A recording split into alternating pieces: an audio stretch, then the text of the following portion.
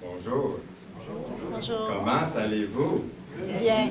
Êtes-vous réveillés? Oui. Oui, OK. Commençons avec un mot de prière, s'il vous plaît. Seigneur, nous voulons nous adresser à toi, un Dieu de grâce, de compassion, de miséricorde envers chacun de nous. Merci, Seigneur, que tu as mis dans notre cœur cette foi envers toi et que nous savons que tu es venu comme Rédempteur pour chacun de nous et que ton sacrifice à la croix était pour nous purifier de tout péché, pour nous accorder une place de choix auprès de toi, dans un lieu de délices, mais aussi des bénédictions sur la terre, la paix que tu nous donnes en Jésus. Merci pour cette rencontre aujourd'hui. Nous voulons te remercier pour cette journée, comme nous lisons dans ce verset du psaume. Au nom précieux de Jésus, nous te prions. Amen. Amen. Comme il est écrit, hein, c'est ici la journée que l'Éternel a faite, qu'elle soit pour nous un sujet d'allégresse et de joie. Le psaume 118, verset 24. J'aime beaucoup ce verset-là pour le dimanche, pour le jour du Seigneur. Alors, si vous avez vos Bibles, je vous inviterai à l'ouvrir ce matin. J'ai intitulé le message « Et qui est mon prochain? » Regardez autour de vous, il est là, votre prochain. Il est à côté, il est en arrière, devant, il est autour de vous. Alors, qui est mon prochain? Dans Luc 10, verset 25, en effet, c'est la parabole du bon Samaritain.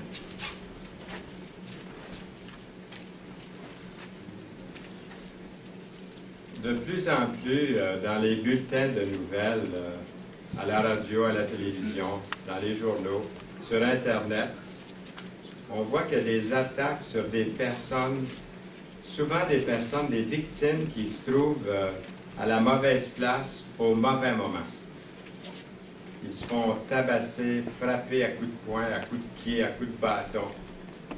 On leur lance des pierres.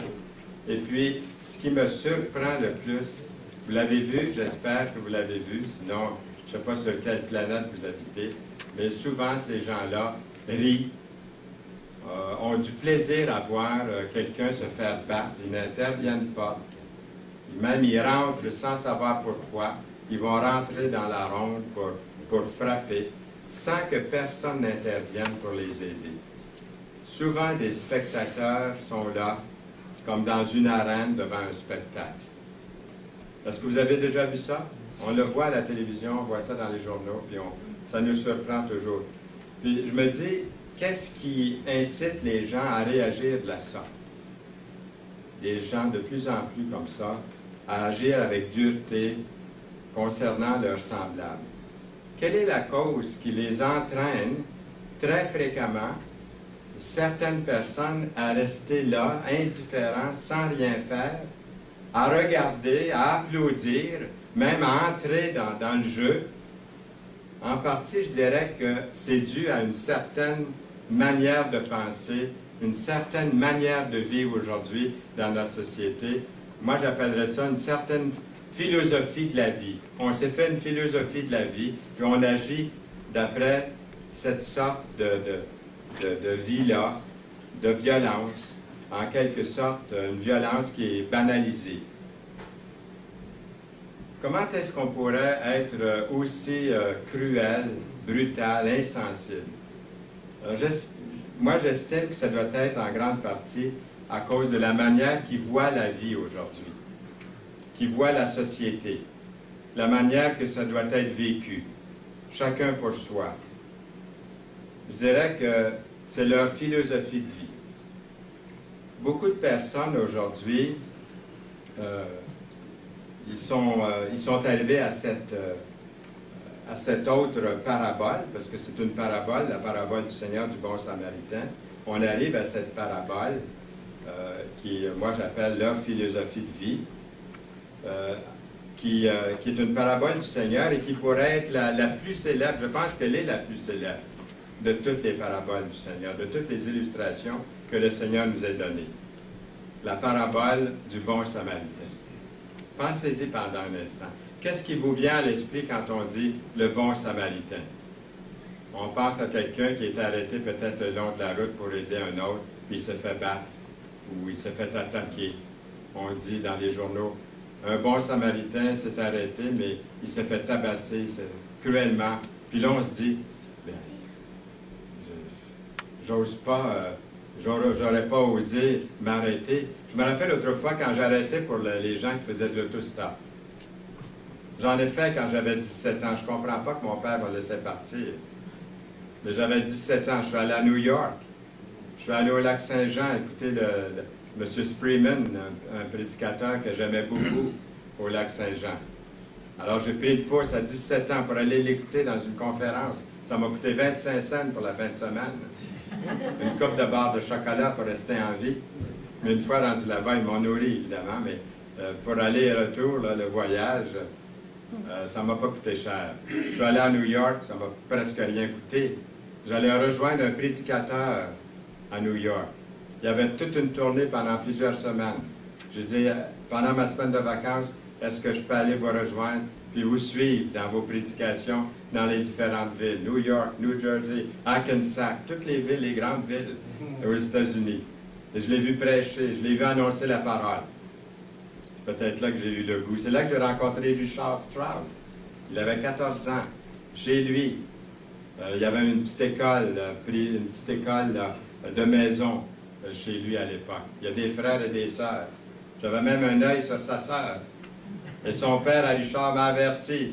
Quand tu rentres chez vous, je ne veux pas que tu écrives tout. Il avait bien compris. Il dit, je t'aime bien. Mais il dit, t'es aux études, puis elle aussi. Donc, restez tranquille.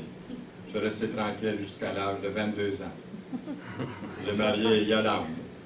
Et, je vais raconter notre romance un jour. Je ne voulais pas l'entendre ce matin de toute façon. On va revenir au message. Je crois qu'à l'intérieur de cette parabole, nous retrouvons trois philosophies de la vie, par lesquelles les gens vivent leur façon à eux de vivre leur vie. Vous allez voir, ce matin, ce récit des évangiles peut nous aider à identifier le système par lequel les gens vivent aujourd'hui. Vous allez voir que c'est pas mal vrai, que c'est pas mal juste. Jésus reprit la parole et dit, « Un homme descendait de Jérusalem à Jéricho. Il tomba au milieu des brigands, qui le dépouillèrent, le chargèrent de coups, et s'en allèrent, le laissant à demi-mort. Un sacrificateur qui, fortuitement, descendait par le même chemin, ayant vu cet homme, passa outre. Un Lévite qui arriva aussi dans ce lieu, l'ayant vu, passa outre. Mais un Samaritain qui voyageait, étant venu là, fut ému de compassion lorsqu'il le vit. Il s'approcha et banda ses plaies en y versant de l'huile et du vin. Puis il le mit sur sa propre monture, le conduisit à une hôtellerie et prit soin de lui. Le lendemain, il tira 2 deniers, les donna à l'autre et dit, « Aie soin de lui. Et ce que tu dépenseras de plus, je te le rendrai au retour. » Lequel de ces trois te semble avoir été le prochain de celui qui était tombé au milieu des brigands? C'est celui qui a exercé la miséricorde envers lui, répondit le docteur de la loi. Et Jésus lui dit, va, et toi, fais de même. Les Écritures nous enseignent que nous devons aimer Dieu, mais nous devons aussi aimer nos semblables. Il y a des semblables que j'ai plus de misère à aimer que d'autres. Il y a des semblables que j'aime beaucoup, beaucoup. Je trouve des affinités. Puis il y en a, même le premier regard, la première fois, je me dis, il me semble que je ne m'entendrai pas bien avec celui-là. Mais voyez-vous ce que le Seigneur veut? Il veut que nous aimons Dieu, mais que nous aimions aussi nos semblables. Regardez autour, vous avez des semblables tout autour de vous ce matin.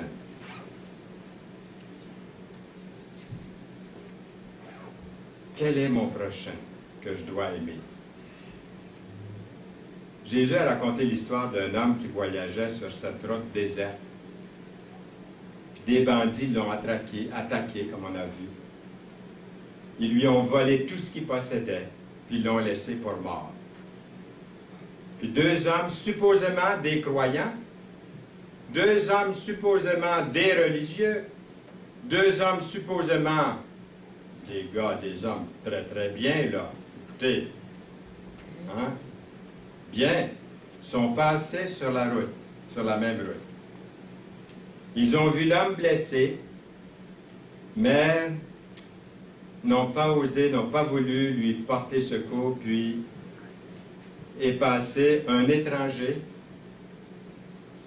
Il a eu pitié de l'homme, a soigné ses blessures, l'a fait monter sur sa propre âme et l'a conduit à la ville pour qu'on s'occupe de lui. Jésus dit que si nous aimons Dieu, et nous disons que nous l'aimons, nous disons que nous le servons, nous disons même que nous en allons le prier, que nous allons le servir, nous devons témoigner de l'amour à tous ceux et celles qui sont dans le besoin. Une de leurs philosophies de vie, ou leur philosophie du monde, je l'appellerais la règle de fer. Il va en avoir trois. La première, je l'appellerais la règle de fer. Leur philosophie de vie, leur philosophie du monde, ils vivent d'après la philosophie de fer. Je dirais que plusieurs qui vivent d'après la règle de fer sont nombreux aujourd'hui. Personnellement, je vois ces gens-là comme étant des gens déplaisants, souvent cruels, des gens malfaisants, blessants, des gens sans loi, des gens sans foi, puis ils s'en vantent. Ils sont sans loi, ils sont sans foi, puis ils en rient. Ils s'en moquent. Ils le disent publiquement, qui abusent des gens, créent de la misère, et puis, au fond, qu'est-ce que ça peut leur faire? Ils sont indifférents. Apparemment, la route qui descend à Jéricho semble être un refuge pour de nombreux voleurs et criminels. C'est facile de se cacher là-dedans. Là. Ça, c'est une vraie photo d'aujourd'hui, de cette partie de route. Les chemins sont étroits, sillonnent entre les murailles de roche, avec des virages brusques. Saint Jérôme, au 5e siècle, l'appelait la route sanglante. Peut-être qu'ils avaient une sorte de poste de guet là, sur la route, entre les rochers, pour surprendre leurs victimes. Là, quelqu'un disait « Chut, chut, attention, il y en a un qui s'en vient. Il a de l'air d'avoir le magot, celui-là. Manquons pas notre shot. Quand il arrive, on saute dessus et on le dévalise. Êtes-vous prêts? 1, 2, il arrive, il est proche. » Et là, on le saute dessus, on sort de la cachette, on saute sur ce pauvre misérable, on s'empare de son argent, de l'argent que cet homme a gagné péniblement, à la sueur de son front, on s'empare de son argent, de l'argent que cet homme a gagné, a travaillé dur pour le gagner, pour lequel ils n'ont, eux, aucun droit. Qu'est-ce qui, dans le monde, incite quelqu'un ou des gens à agir de cette façon-là? C'est toujours, on voit ça toujours comme une injustice. Comme le jour où on est entré chez nous, les fenêtres étaient ouvertes, les lumières étaient allumées dans la maison, ça faisait 3 jours qu'on était partis. Tous les tiroirs étaient ouverts de toute la maison. Quelqu'un était entré, avait fouillé partout pour voler. Ils étaient entrés dans la fenêtre, dans l'avant. On avait un climatiseur dans une fenêtre. Ils ont poussé le climatiseur à l'intérieur de la maison. Ils sont entrés comme ça. Pour les voleurs, voilà un tuyau facile à rentrer dans un domicile. Mais en avant, dans la rue, on se demande comment ils ont fait, peut-être en pleine nuit, je ne sais pas, mais pourtant toutes les lumières allumées. Puis des voisins qui sont avertis qu'on est parti pour une couple de jours. Voyez-vous, qu'est-ce qui inciterait les gens à agir de la sorte? Il doit sûrement y avoir une explication. Moi, je sens bien que la réponse est liée à leur mauvaise façon de penser, d'agir. Ils agissent selon leur pensée, selon ce qu'ils croient être, puis moi j'appelle ça leur philosophie de vie, puis leur point de vue, le point de vue d'un voleur, c'est ce que j'appellerais la règle de fer. Pour eux, c'est la force musculaire, le bras de fer prime le droit. C'est moi qui est le plus fort, ben c'est moi qui va l'avoir. Au plus fort la poche. Ce qui t'appartient m'appartient à moi aussi. Si je le veux, ben je vais le prendre. Je vais m'arranger pour le prendre. Fais-le aux autres avant qu'ils te le fassent à toi. T'es numéro un. T'es numéro un. Si tu ne vois pas à ton affaire, personne ne le fera pour toi. Tout homme pour lui-même, aux frais de l'autre personne si nécessaire. Ceux qui vivent selon la règle de fer profitent de la misère qu'ils infligent aux autres, mais je me demande à quel point ils s'en rendent compte. Est-ce qu'ils s'en rendent compte? Je pense que ça ne les touche pas tellement. Est-ce qu'ils ont des larmes? Oui, des larmes de crocodile. Est-ce qu'on connaissait les larmes de crocodile? Eh bien, ça les laisse complètement froids. La règle de fer peut prendre différentes formes. Ce n'est pas toujours la personne avec un bat de baseball, la personne qui vit selon la règle de fer. Ou avec un fusil. Ça peut être une personne avec une lampe de poche qui, au beau milieu de la nuit, a l'intention de commettre un vol, ou un vol à l'étalage, sans fusil, sans lampe de poche, sans batte de baseball, mais qui remplit ses poches ou l'intérieur de ses manteaux, de vol à l'étalage, ou de tricher dans un examen. Est-ce que c'est une forme de vol? C'est la règle de fer. Je vais m'arranger pour réussir dans mon examen. D'abord, je suis numéro un. C'est l'individualisme aujourd'hui. Et par ce commérage aussi, par commérage, enlever la réputation d'une autre personne, c'est de vivre d'après la règle d'or, de parler de cette personne derrière son dos. Et dans les bulletins de nouvelles, depuis environ 4 ans, qu'est-ce qu'on entend le plus souvent? On entend continuellement parler des voleurs à cravate. J'ai presque envie d'enlever ma cravate ce matin. J'en vois quelques-uns qui l'ont, donc je vais la garder. Parce que ça ne veut pas dire parce qu'on a une cravate qu'on est voleur. Ne généralisons pas. Mais on a entendu parler beaucoup de ces voleurs à cravate. Est-ce que vous avez entendu? Sinon, vous n'êtes pas tout à fait aux mêmes places que nous, parce qu'on entend ça continuellement ces jours-ci. Les voleurs à cravate, comme on les surnomme. Plusieurs ont dérobé et ruiné pour toujours, même les membres de leur propre famille, qu'ils aiment pourtant. Ils les ont volés, ils les ont ruinés. Qui est-ce qui ferait une chose pareille? Et pourquoi? Ça revient à la règle de fer. C'est une philosophie de la vie, je pense, qui est enracinée dans l'égoïsme. Dans l'égoïsme. Ceux qui ont choisi de vivre selon cette règle ne se préoccupent que d'eux-mêmes, le petit moi. C'est moi numéro un.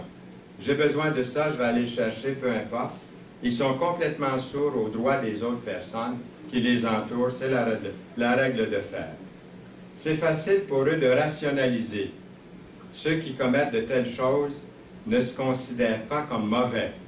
Ils vont vous dire qu'ils sont bons, qu'ils sont gentils, ainsi de suite. Ils ne réalisent pas. Ils assassinent, volent, calomnient, ensuite rationalisent en disant « La victime a couru après. Elle n'avait pas d'affaire à être là. Si elle n'avait pas été là, ça ne serait pas arrivé. » Ils se disent « Cet homme aurait dû savoir mieux. » Je l'ai entendu, ça, je l'ai lu. La personne aurait dû savoir mieux. Il était dangereux de voyager sur cette route-là. Il aurait dû prendre une autre route.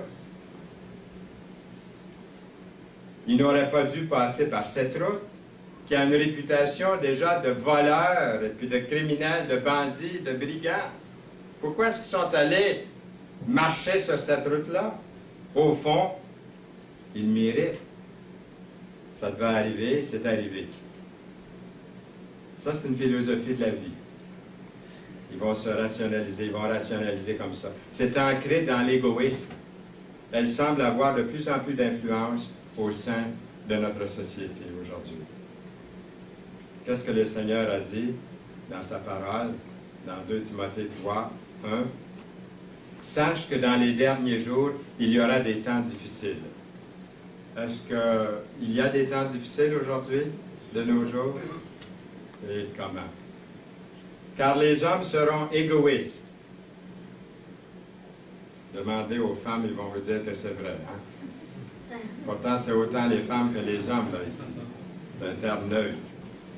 Égoïste. Amis de l'argent. Fanfarons ou effrontés. Ingrats, c'est-à-dire hautains. Blasphémateurs. Rebelles à leurs parents. Ingrats. Irreligieux. Insensibles. Déloyaux. Calomniateurs. Intempérants. Cruels. Ennemis des gens de bien. Traîtres. Emportés. Enflés d'orgueil. Aimant le plaisir plus que Dieu. Une autre manière de voir le monde ou la vie serait la règle d'argent. Ah, ça paraît beau, là, hein, la règle d'argent.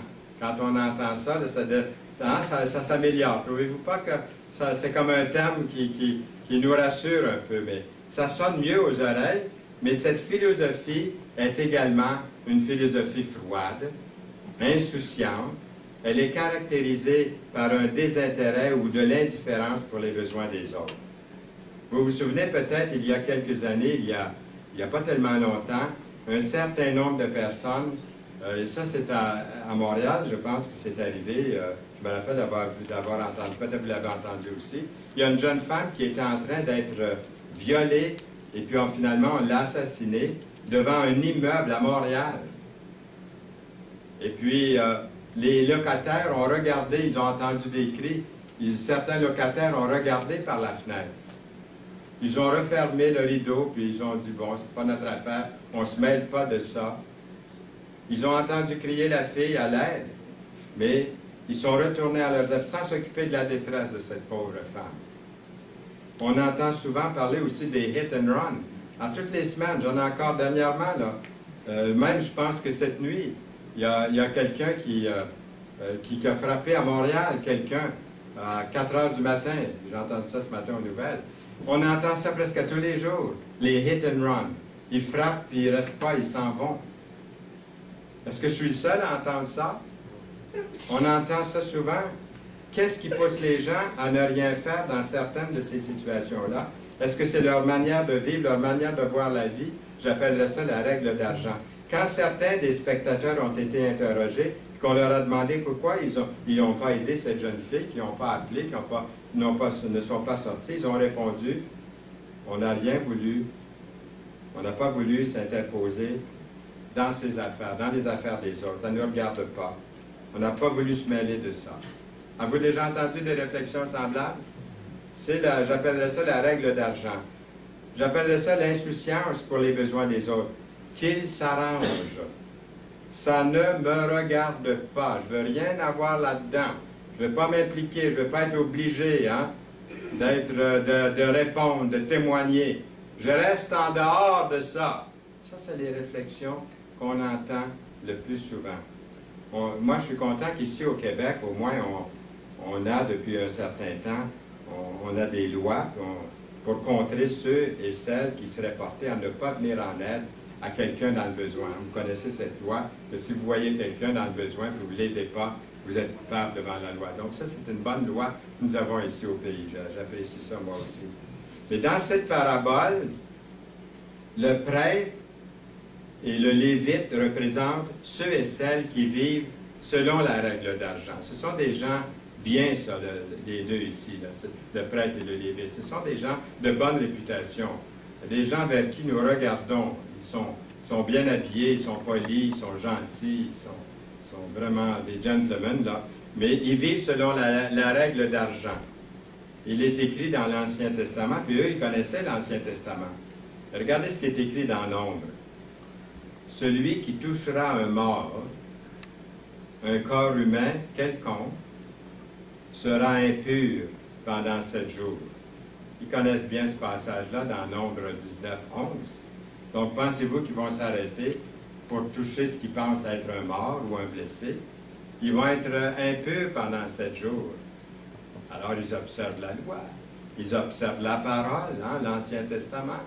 Alors, à cause de ça, ils ne s'arrêteront pas. Sans doute que le prêtre et le lévite se souviennent très bien que la personne qui touche un mort est impure pendant 7 jours.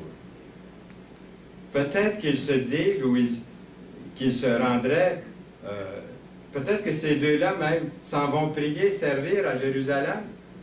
Nous lisons dans la parole, ils se rendent d'une ville à l'autre. Peut-être qu'ils s'en vont au temple. Il était peut-être attendu, un des deux là, pour la prédication, puis l'autre pour le service au temple. Il ne faudrait pas arriver en retard au temple. Ils sont pressés. On est toujours pressés. Connaissez-vous quelqu'un qui était pressé durant la conférence du Carreau en fin de semaine? Il nous en parlait souvent, notre missionnaire, que nous, avec notre culture occidentale, quand on arrive en Orient, les gens nous demandent « Pourquoi vous êtes si pressés, vous autres? » Les gens prennent le temps de vivre souvent ailleurs. Mais le texte précise qu'au moins un d'entre eux, le prêtre, descendait par le même chemin. Jérusalem est à 2300 pieds au-dessus du niveau de la mer. Et Jéricho est environ 1300 pieds en dessous du niveau de la mer. Alors, ça descendait, hein? En moins d'une trentaine de kilomètres, la route descend de plus de 3000 pieds d'altitude. Donc, il semble bien que le prêtre est sur son chemin de retour du temple, le prêtre, d'après la parole ici. Prêt à mettre sa foi en pratique, prêt à manifester de l'amour de Dieu aux autres. C'est comme si on partait de la réunion ici aujourd'hui, puis on trouverait quelqu'un dans le besoin, puis on passait outre. On a été bénis ensemble, on a chanté des beaux cantiques, on a lu la parole, mais en sortant d'ici, on n'est plus le même, on n'est plus pareil. Ces deux hommes religieux n'ont pas donné des coups de pied à la victime étendue par terre.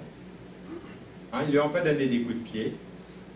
Ils n'ont pas craché sur lui. Ils l'ont tout simplement ignoré. Les personnes même qui auraient dû mieux savoir et mieux faire ont commis un péché de négligence. Celui donc qui sait faire le bien, nous lisons, et qui ne le fait pas commet un péché. Jacques 4, 17. Comment se fait-il que ces deux hommes religieux ont agi de la sorte? Est-ce que c'est leur manière de voir la vie et de choisir de vivre leur vie d'après cette façon-là? La philosophie de vie du prêtre et du lévite pourrait être appelée la règle d'argent. Eux, ils se disent, ce qui est à moi m'appartient et je n'ai pas l'intention de laisser aller. Tu as fait ton lit, eh bien, couche-toi dedans. La loi de règle d'argent. Je ne t'ai pas volé, je ne vais pas non plus te dorloter. Achale-moi pas. Hein? Achale-moi pas, je ne t'achalerai pas non plus. C'est chacun pour soi. Les gens qui vivent d'après la règle d'argent se contentent d'être tout pour eux-mêmes, mais c'est souvent au détriment des autres. Ils ne veulent pas s'impliquer, ça pourrait être risqué pour eux. Il est difficile de se défaire de quelqu'un qui colle. Vous aidez quelqu'un, puis ensuite il ne décolle plus. Hein? Est-ce que vous connaissez l'expérience?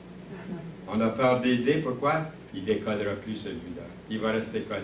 C'est comme quand vous envoyez un don à une organisation, puis vous êtes achalé après ça avec du courrier, hein, du pourriel. Ça n'arrête plus. Puis on se dit, j'ose pas envoyer un don parce que là, je vais recevoir un paquet d'affaires après. Alors, on peut se dire ça. Est-ce que ce point de vue pourrait être une forme d'égoïsme, au fond? Des gens cherchant uniquement à être aimés des autres. Mais par contre, d'autres personnes sont sincèrement à la recherche de personnes à aimer.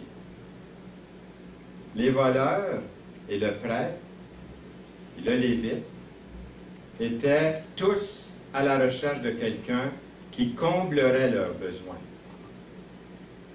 Ils ne pensaient surtout qu'à eux-mêmes, à se faire aimer. Les blessures d'une personne ne sont pas toujours visibles à l'extérieur. Il y a des gens autour de nous qui souffrent à l'intérieur. On ne voit pas toujours ça. Les gens souffrent à l'intérieur d'eux-mêmes, qui ont besoin d'encouragement des autres. Il y a l'ennui, il y a l'anxiété, la dépression, le mécontentement, la peur. Ça exige prendre le temps de faire une différence pour une personne, pour les aider dans ces différents domaines.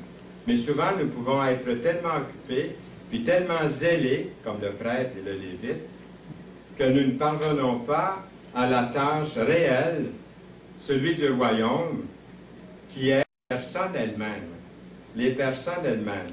Il y a deux types de péchés, puis il y a deux types de pécheurs qui appartiennent dans cette parabole. Premièrement, les voleurs ont blessé l'homme par leur violence. Le prêtre et le lévite qui lui ont fait du mal par leur négligence. Une telle occasion manquée de faire le bien devant le mal. Jésus dira, « J'ai eu faim, et vous ne m'avez pas donné à manger. J'ai eu soif, et vous ne m'avez pas donné à boire. J'étais étranger, et vous ne m'avez pas recueilli. J'étais nu, et vous ne m'avez pas vêtu. J'étais malade et en prison, et vous ne m'avez pas rendu visite. » Ils lui répondront aussi, « Seigneur, quand avons-nous vu ayant faim et ayant soif, ou étranger, ou nu, ou malade, ou en prison, et ne t'avons-nous pas assisté? » Il leur répondra, « Je vous le dis en vérité, toutes les fois que vous n'avez pas fait ces choses à l'un de ces plus petits, c'est à moi que vous ne les avez pas faites. Et ceux-ci iront au châtiment éternel, mais les justes à la vie éternelle. » Dans Matthieu 25, 42 à 46. On ne penserait pas moi je ne penserais pas de frapper quelqu'un pour le voler, mais à cause de nos occupations pressantes, passer outre devant une personne en manque de soins physiques ou spirituels serait de vivre selon la règle d'argent. La manière de vivre par excellence, nous y arrivons. Et ça, c'est la règle d'or, oui. La règle d'or, au verset 33. Cette philosophie de la vie est chaleureuse, elle est généreuse, elle est compatissante. Il s'agit d'être attentif aux autres, de tendre une main secourable dans la mesure du possible. Le Samaritain de la parabole illustre bien celui et celle qui vit selon la règle d'or. Il représente probablement une petite minorité de la race humaine. Mais sa philosophie de vie démontre en même temps comment la vie devrait être vécue et aussi le rend lui-même la sorte de personne qu'il est devenu en ayant cette manière de penser. Ce Samaritain n'est certainement pas quelqu'un qui n'a rien à faire là, de ses journées.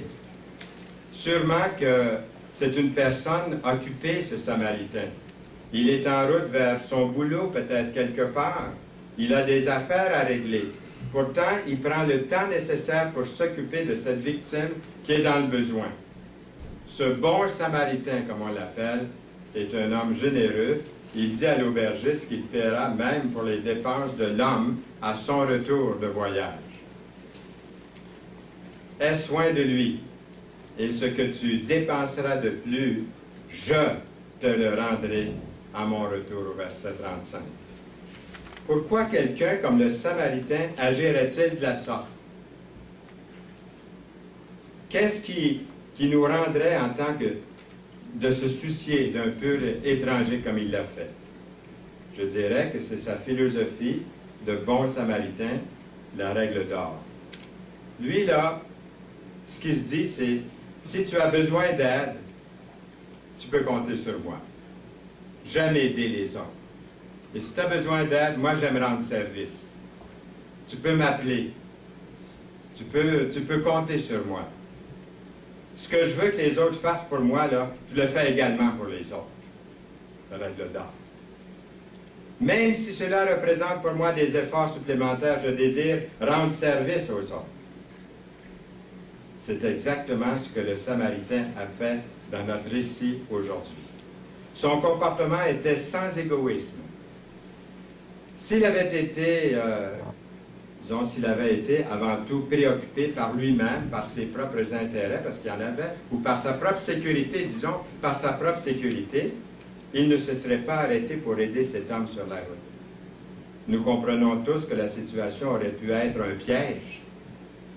Hein, sur une route telle que celle-là, ça aurait pu être une diversion. Des brigands sont peut-être cachés, là, et le gars qui fait semblant d'être mort à terre, là, moi je ne m'arrête pas, là. Je ne m'implique pas là-dedans, là. C'est peut-être un piège, cette affaire-là. Là. Supposons que l'homme sur la route n'était pas réellement blessé et que les voleurs attendaient là, prêts à bondir sur le premier qui s'arrêterait pour aider cet homme étendu par terre. C'est peut-être ce que la majorité vont penser. Ce Samaritain a eu quand même une sorte de flair, je dirais une sorte de discernement qui lui vient de Dieu. Il faut prier pour ça. De savoir qu'est-ce que je dois faire dans une telle situation.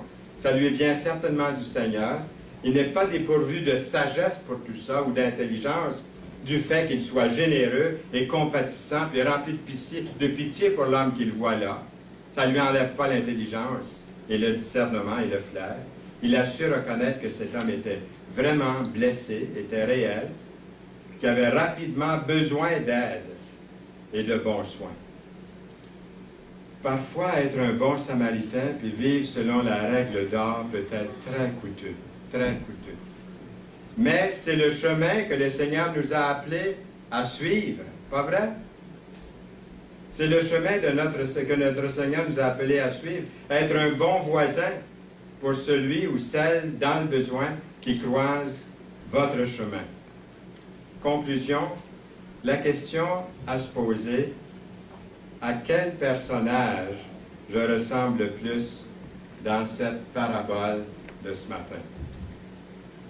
Les durs, les indifférents ou le compatissant? D'après quelle philosophie vivez-vous votre vie? Laquelle cherchez-vous à imiter? La règle de fer, la règle d'argent ou la règle d'or? Le Seigneur, par cette illustration du bon Samaritain, nous lance un défi à chacun de nous de vivre d'après la règle d'or. Ceux qui choisissent de ne pas vivre selon la règle d'or peuvent continuer de croire qu'elle est tout juste des beaux mots, une belle philosophie de la vie, impossible à vivre, à réaliser, des belles paroles.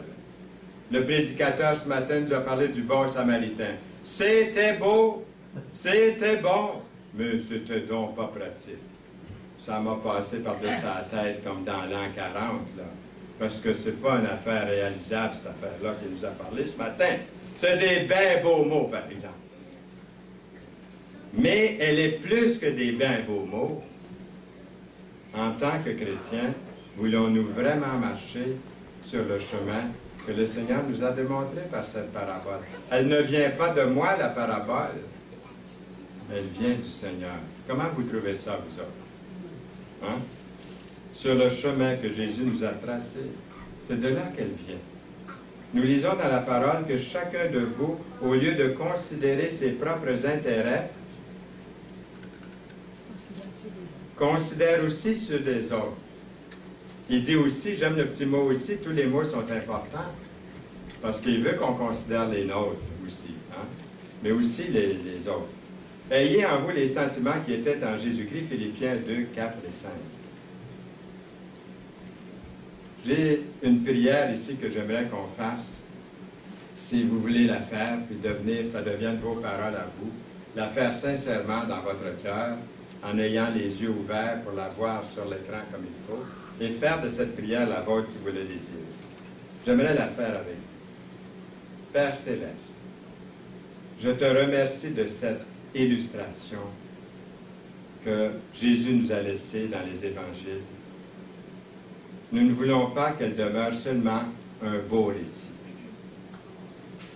Seigneur, je désire vivre ma vie avec dévouement, en tendant une main secourable à ceux qui sont dans le besoin. Aide-nous, Seigneur, à marcher sur le chemin où Jésus nous a indiqué. Nous prions pour ceux et celles qui sont cruels envers les autres parce qu'ils ont choisi de vivre selon la règle de fer. Nous prions pour la paix dans le monde, à commencer par la paix du cœur. Nous te demandons que leur cœur soit transformé et que de plus en plus, les gens de toute race vivent d'après, faites pour les autres, tout ce que vous voulez qu'ils fassent pour vous. Amen. Amen. Seigneur, merci pour ta parole. Ta parole est comme une épée à deux tranchants. Et quelquefois, ça fait mal un peu. Mais nous te remercions pour cette parole. Et tu peux, toi qui vis en nous, par ton esprit, tu peux nous aider aujourd'hui à être compatissants, miséricordieux, à avoir les yeux ouverts, à avoir de l'intelligence, du flair, du discernement aussi, pour savoir comment agir dans telle ou telle circonstance. Donne-nous l'intelligence et la sagesse d'agir selon ta volonté, pour te plaire, pour te servir, au nom de Jésus-Christ. Amen. Amen.